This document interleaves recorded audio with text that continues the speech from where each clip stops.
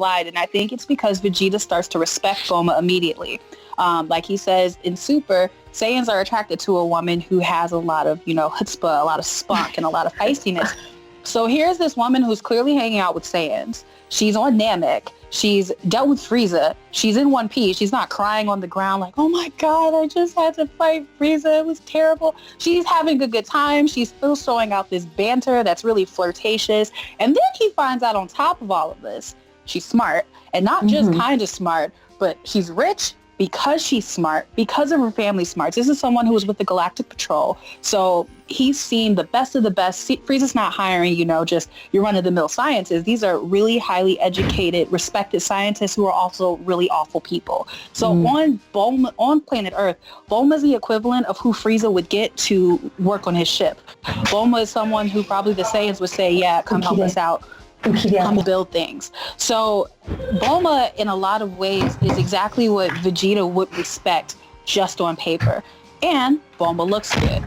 So their dynamic makes a lot more sense than Yamcha and Bulma. If you remember back in early Dragon Ball when Huar did not like Bulma, when he was telling Yamcha, I don't know why you're dating her. She's crazy. She's feisty. But Vegeta can match that. And then if you add into, I'm going to think a lot of fan fiction here because a lot of us were fascinated about what happened during, that they got together. Trunks says that they got together out of loneliness, right? So you have Bulma, who's now all her friends are off training for Cell. Yamcha's not around as much. When he was around, he probably wasn't as emotionally involved because he's Yamcha and wants to be flirtatious.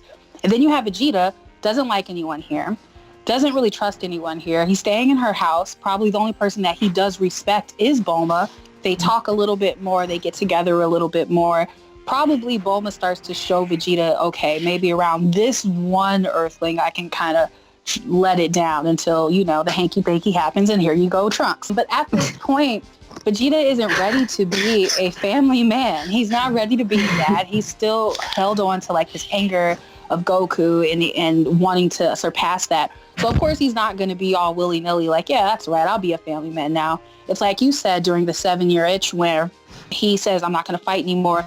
He has no choice but to be around his family. He's not awful. He's not a person who does not experience some sort of familiar love because King Vegeta clearly loved his son, in the way that Saiyans love their sons. So he knows, he has good examples of what it means to be a good parent, So I think that time where they could really build together and become this family man so you can get to the point where I think the subtle cue of if you take it to... Watch the full video by clicking under my handle.